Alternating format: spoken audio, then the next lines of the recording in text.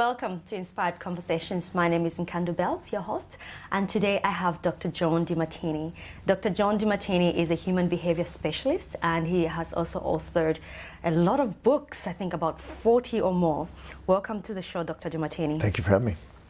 So, I wanted us to start a little bit with your story, and so starting from your childhood and limiting beliefs, getting over the limiting beliefs.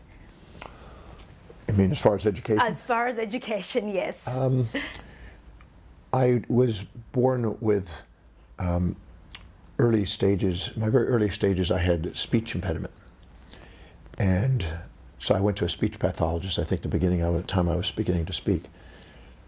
When I got to elementary school, my teacher said that I would never be able to read, never be able to write, never be able to communicate, never amount to anything, never go very far in life.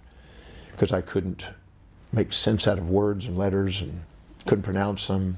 I had a lot of problems with that. I made it through elementary school with the help of the smartest kids asking questions. Yeah.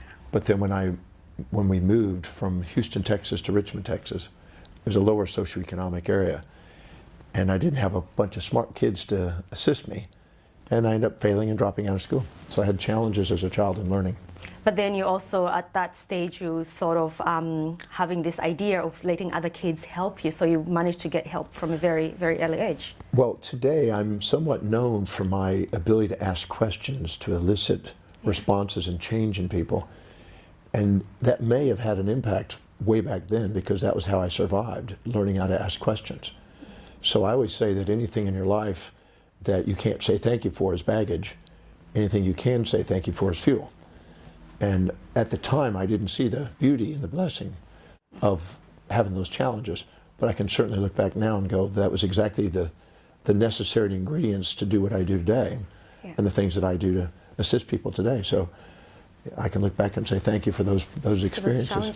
So what about, like, for example, the parents that are watching, who have children who have probably, like they've been diagnosed with ADHD and dyslexia. What are some of the tips that you can give them to actually deal with that, and what would be the hidden blessing in having a child with ADHD or dyslexia? Well, in all probability, those parents will notice, if they look carefully, that there are certain activities that the child will do where they're incredibly focused. I call it attention surplus disorder, to balance the attention deficit disorder. And in that area, it may be video games, it may be soccer, it may be some sort of sport or some sort of a social function, or it may be the introverted area of the computer. But there's some area that they really have the capacity to be incredibly focused. So I prefer not to label them attention deficit. I prefer to say that they have attention surplus and attention deficit responses based on what they value most and least. So if they value something, they're very focused on it. And so if they have a highly concentrated value structure and they are being forced and pressured to excel in something or try to excel in something that's not meaningful to them, then they're going to typically be labeled attention deficit. Same child under a different setting will be completely focused.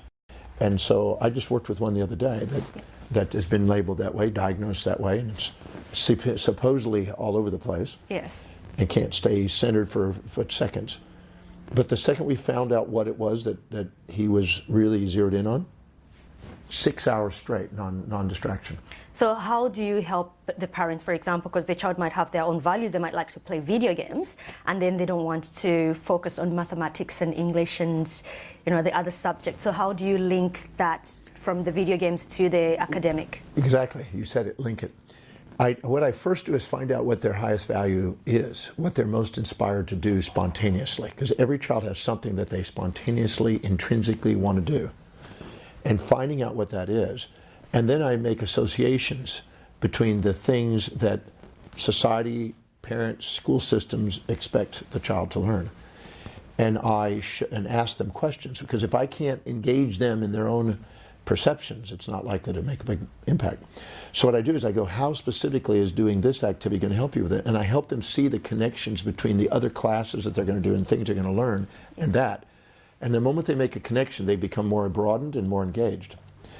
Now, there was a gentleman in Adelaide who had a very highly concentrated focus in mathematics. Wow. particularly prime numbers. Yes.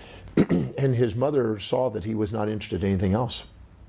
But instead of labeling him and having him fall by the wayside in the school system, she allowed him to excel in what he does. Yes. He's considered one of the brightest mathematicians in the world today, Terence Tao. Yes. So he was not necessarily curtailed away from that. He was allowed to engage in that. The same thing for, there was a gentleman who's gone on to the Perimeter Institute, Jacob Barnett. His mother found out that he liked mathematics too. Yes. So instead of trying to push everything onto him, just allowed him to just keep excelling in that. And he is challenging Einstein's theories today because of his mathematical prowess. Yeah. So I always say start with what you know they're engaged in and inspired in and they love and they can't wait to do, that's spontaneously inspired intrinsically from within, and start to gradually link things to that you know is going to be essential for their life for functions and maximal production. And they will engage it. And I can take a child who's got attention surplus, this high one area, and I can broaden that in sometimes a few sessions, just a few sessions. Yeah. I can broaden that and all of a sudden they're now able to be focused at school. They're not as running around as much. Because instead of getting the norepinephrine stimulated by adrenaline analogs like, what they call it, Ritalin, you can activate those kind of epigenetically in the brain by associating and linking the things to whatever's valuable to the child. Wonderful. So in a nutshell, there's no such thing as a stubborn child. So as long as you speak in their values. Well, a child is not stubborn doing when they love. They're only stubborn when you try to impose on them. Like I am stubborn when people impose on me things that I don't want to do. Okay. So I think, if we start from the perspective that every relationship you're in is like a customer. Yes. And you would not, if you were in a business, would not like to impose on the customer what you think they need. You would be wise to find out what the customer perceives and then communicate what product, service, or idea you have in terms of that. Well, if you're a teacher or a parent that want to teach a child something, the item that you want to teach is a product. Yes. And the customer is the student, the son or the daughter.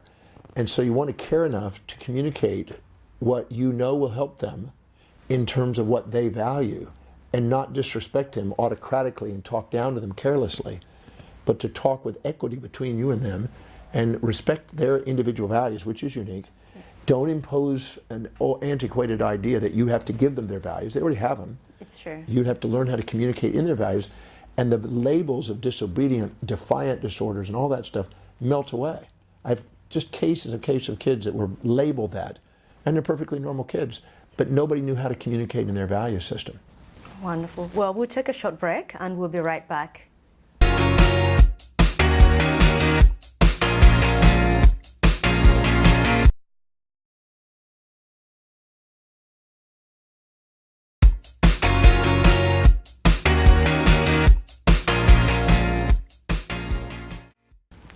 Welcome back.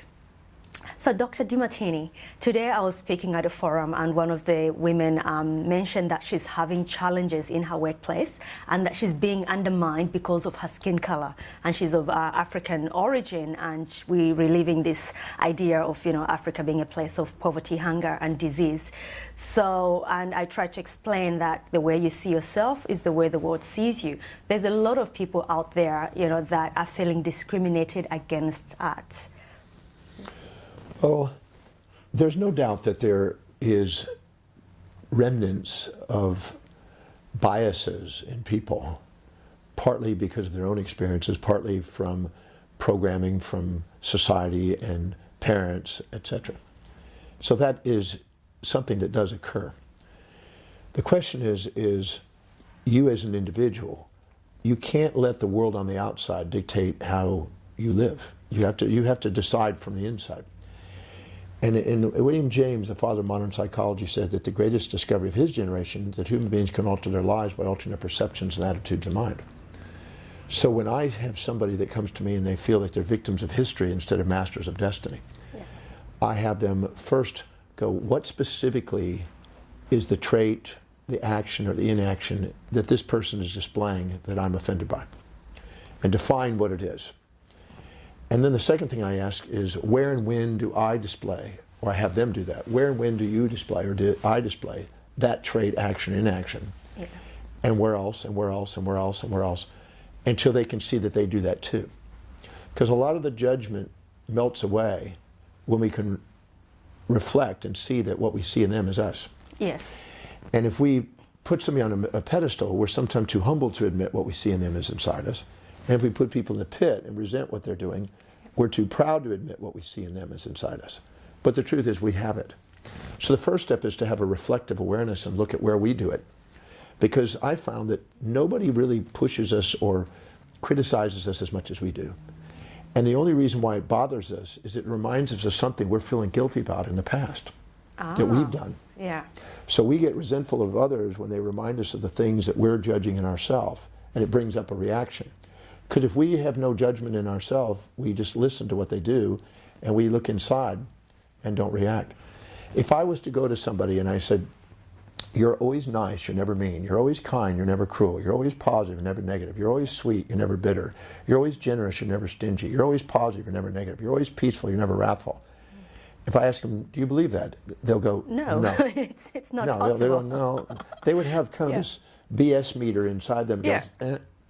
And if I said, you're always mean, you're never kind, nice, you're always cruel, you're never kind, you're always taking, you're never giving, you're always negative, you're never positive, you're always wrathful, never peaceful, you're always inconsiderate, never considerate. Again, the BS meter would come up and say, no. No. But if I said that sometimes you're nice, sometimes you're mean, sometimes you're kind, sometimes you're cruel, sometimes you're giving, sometimes you're taking, sometimes you're positive, sometimes you're negative, they would immediately go, yeah. That's true, yeah. So instead of reacting to people's perceptions of us and the way they treat us, it's wiser to look inside and know that we have both. Yes. And own both, so we are more resilient and adaptable to people who are whatever they say.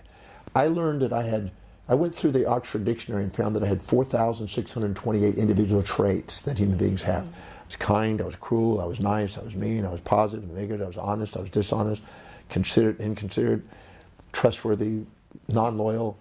I had every one of those behaviors somewhere in my life. Yeah. And so no matter what anybody said about me, it's true. So when you have more of awareness of yourself, you're more resilient and you're less reactive to people's opinion of you. When the voice and the vision on the inside is louder than any opinions on the outside, you begin to master your life. So if you're feeling bias, own the trait. The second thing is to ask, how does it serve me? Yeah. How does it benefit me? Because every trait, believe it or not, has two sides. When you first meet somebody and you're a little enamored and maybe infatuated with them, you think, oh my God, they're so intelligent or they're so beautiful. But that's just the human nature, isn't it? Yeah, but it's a little bit of a blindness. It's a blindness, Because when you actually stay with them for months, you find out that that intelligence is annoying, they always want to be right, they think they know it all. That same thing you admired has downsides. Yeah. And the same thing with the beauty. It becomes annoying because it takes forever to get ready, it's costly. There's two sides. Yeah. So every trait is neutral until somebody with a narrower and incomplete aware mind labels it. And so if you feel that you're being biased or treated unfairly, the first thing to do is to reflect and make sure that you're not just, it's not just a reflection of you going on. If it's true and you stand up for something that's an unfair arrangement, then there's wisdom. Yeah. But you want to first make sure that it's not just your own buttons. It's very true, but to get over the victim mentality, I think it's very challenging for a lot of people, especially when history also has played a part. Well, if we have a sensitivity, anything that we haven't balanced in our perceptions of the past is sort of stored in what they used to call the subconscious mind. Yeah. And it makes us react before we think, makes us emotionalize before we rationalize. And it's wiser to stop and reflect and allow her to go to the executive center and use reason than it is to use emotion. That's not likely in all cases, but that's what's ideal. So it's better to reflect and to do inspection and look carefully before you react. But in some cases, if there's somebody, there will probably be not just you, but there'll probably be other people giving the same impression about this person. And then I would collectively go in a reasonable manner and communicate to this person that the way we're being responded to is not going to be conducive to get the greatest results in business. And maybe give them some education or go above them in education or decide, is this really the job that I want? If you're in a situation where you're in a job that somebody is basically possibly biased to you, then you might say thank you very much. Yeah. But if you're disempowered, just know that any area of your life you're disempowered in, somebody's going to overpower you in. It's true. And anytime you're cocky, you're going to get criticized. Yeah. Anytime you're humble, you'll get lifted up. So if you're centered, you tend to get respect. So I always say, get objective, get equanimity within yourself. You'll be less reactive. But if you know that this is something that you prefer not to continue, if you go on to another job, fantastic. But if you find it happens again there, you need to look inside yourself. Inside yourself. Wonderful. Well, we'll take a short break and we will be coming back.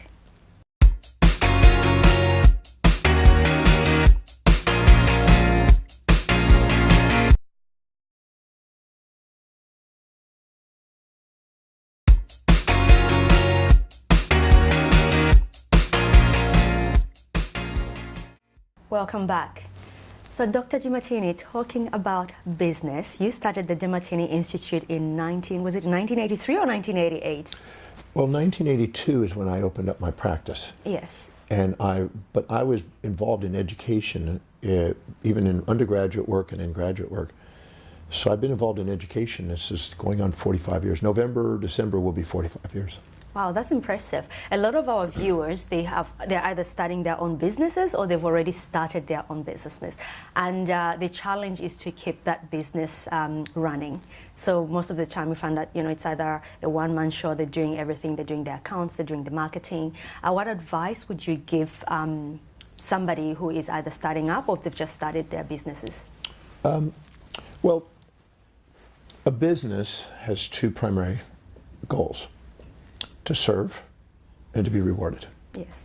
So the first two things you want to ask is, what exactly is the greatest number of people or the targeted people that you're striving to serve? Yeah. What truly is their need? Many times entrepreneurs will project their assumptions and their own needs onto the market with a bias, thinking that that's what the whole world needs. So basically we come up with the idea to say, okay, I'm good at this and this is what the world needs. This is what the world needs. Yeah. So if that's the case and it happens to match the real world, then usually it's viable. But if they are going out there and they're not matching a real need and there's no demand, it's very challenging to try to create a demand. It's much easier to find a demand than it is to create a demand. Create one, yeah. Because you have to build a brand to create a demand. But caring enough about humanity to find out what a great number of people really need, because you need enough people to buy. Yes. And you need enough people with demand so you can supply. Then, but you don't want to be completely altruistic where you sacrifice yourself just meeting everybody's needs. You have to also get a reward and have a profit. So you have to also find out where you absolutely would love to go and be of service. When you can't wait to get up in the morning and serve, people can't wait to get your service. Because we've all been into a department store or a restaurant where somebody's not really loving what they do. It's very true. We and find you them all just the don't time. have this sense to want to come back there because of it. Yeah. But when you're around somebody that really loves what they do, they magnetize new business to them. So finding out what really the in the world needs, a real need, and finding out what you absolutely love to do, and finding out where they overlap.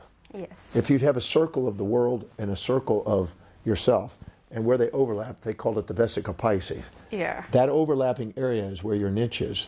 And if you stick in that core competent area that you can't wait to do, that you love, that's inspiring, that your background and everything and your product, service, or ideas really deliver, and the area where people need it, you'll do wiser. Your business will grow more. So you need to find that out. The second thing you want to do is to make sure that you really continually keep at the cutting edge of priority. Yes. If you don't fill your day with high priority actions that inspire you and that serve people and that are meaningful to you and others, the people you serve, your day is going to fill up with low priority distractions. And all those distractions are feedback mechanisms to let you know you're not on priority. So you want to constantly think of what is the priority of the priority of the priorities. When I was in practice years ago, I looked at what is my priority patient? What is my priority communication? And I would film what I did to find out what was I was saying that was giving the greatest results. What was the priority product or service that you did? What was the priority response to questions? Yeah. What was the priority suppliers? What was the highest priority? I kept, because anytime you go to higher priority things, you become more efficient and you lower the cost.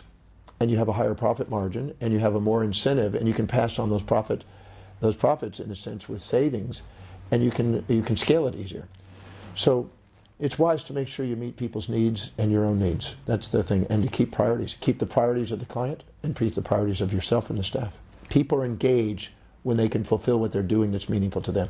Wonderful. And by doing so, that means you do not need daily doses of motivation. Well, I always say that to the corporations that motivation is a symptom, not a solution.